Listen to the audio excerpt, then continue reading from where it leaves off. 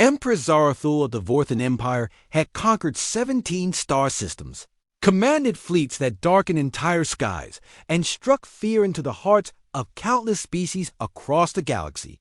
Her 4 arms were adorned with the ceremonial scars of 1,000 victories, and her crystalline exoskeleton gleamed with an icy blue that matched her reputation for ruthless efficiency. She had never shown mercy, never displayed weakness, and certainly never allowed emotion to cloud her. Judgment. Until today. The diplomatic dinner on Station Nexus 7 was supposed to be a formality, a brief show of the Empire's willingness to engage in peaceful negotiations with the fledgling human colonies. Zarathul had agreed to the meeting only because her advisors insisted that humanity's recent technological advances warranted at least a cursory evaluation before their inevitable subjugation. She sat at the head of the crystalline table, her daughter Kesara beside her in her mobility chair. The young Vorthan's lower limbs had been damaged in a shuttle accident years ago, leaving her unable to walk on the traditional 6 legs of their species. In Vorthan society, such disabilities were seen as shameful weakness, another reason Zarathul's heart had grown colder over the years. Watching her beloved daughter struggle with the Empire's harsh judgments, the human delegation was smaller than expected, led by Ambassador Chun and including several staff members from the station's hospitality crew. One of them, a young man with kind eyes and an easy smile, had been assigned as their primary attendant. His name tag read Marcus, Service Coordinator, though he moved with a grace that suggested he was far more than just a waiter. Throughout the meal, Zarathul watched Marcus with the calculating gaze of a predator. Humans were weak. She had been told soft creatures with short lifespans and limited physical capabilities. Yet something about this one intrigued her.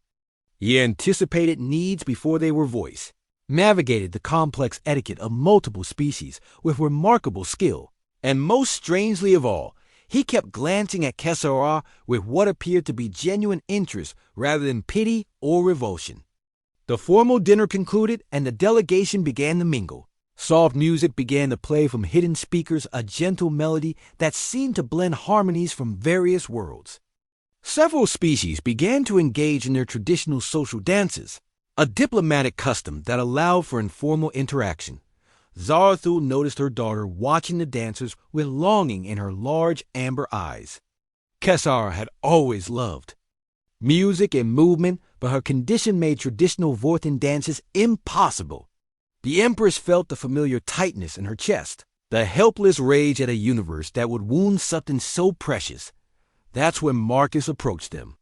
"Your Majesty," he said, offering a respectful bow that somehow managed to acknowledge both her rank and her daughter's presence without condescension. "I couldn't help but notice Princess Kesara seems interested in the music. Would she honor me with a dance?" The request was so unexpected that Zarathul's translator implant struggled to process it. Several nearby delegates stopped their conversations, sensing the tension in the air. To ask a disabled member of the imperial family to dance was either incredibly brave or incredibly stupid. I can't dance," Kesara whispered, her voice barely audible, even with her translator active. Marcus smiled and knelt beside her mobility chair. "Your Highness, I've learned that dancing isn't about legs or arms, or any specific body part. It's about rhythm, about feeling the music and expressing joy. May I show you?" Without waiting for permission from the increasingly stunned Empress, Marcus activated something on his wrist device. The chair's repulsors hummed softly as he synchronized them with the ambient music, creating a gentle rhythmic motion.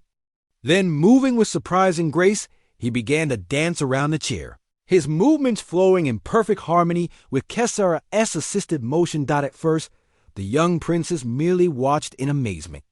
But gradually, she began to move her upper arms in time with the rhythm, her natural grace emerging despite her limitations. Marcus responded to every gesture, turning their interaction into a beautiful, improvised performance that drew the attention of everyone in the room. Zarathul watched in stunned silence as her daughter's face transformed. The shy uncertainty melted away, replaced by pure joy and wonder.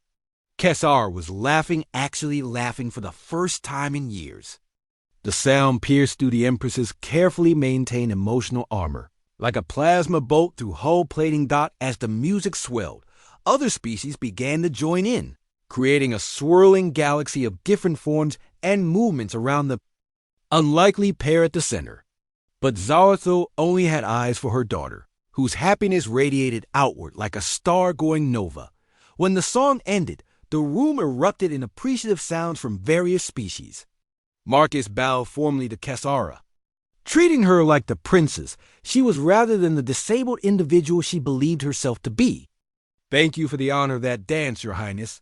You move like starlight." Kesar's eyes sparkled with unshed tears of joy. Could we dance again sometime?" "Whenever you wish," Marcus replied without hesitation. Later, as the evening wound down and the various delegations prepared to depart, Zarathul found herself approaching the human waiter. Her advisors watched nervously as their Empress, conqueror of worlds and destroyer of fleets, stood before a simple service worker. "Why?" she asked, her voice uncharacteristically quiet. Marcus looked up from the table he was clearing, genuinely puzzled. "Your Majesty? Why did you ask her to dance? What did you hope to gain?" The question seemed to sadden him. "I hope to gain nothing, Your Majesty. I asked because she looked like someone who loved music but had been told she couldn't dance. That seemed wrong. Do you know who I am? What I've done? I know you're an empress who loves her daughter enough to bring her to diplomatic functions, even when your society might disapprove. I know you're someone who would level planets to protect her happiness." Marcus paused in his cleaning. "And I know that for about 10 minutes tonight, you looked at her the way every parent should look at their child, with pure, uncomplicated joy." Zarathul felt something crack inside her chest, something that had been frozen for far too long. The Vorthan Empire does not negotiate with weakness. "No," Marcus agreed, "but maybe tonight it danced with strength it didn't recognize." As Empress, Zarathul departed station Nexus 7, she carried with her the image of her daughter's face, radiant with happiness. For the first time in decades, she began to wonder if there might be more to strength than conquest, more to power than fear. The peace negotiations that followed would surprise the galaxy, not for their swiftness, but for their humanity. Sometimes it only takes one dance to change the universe.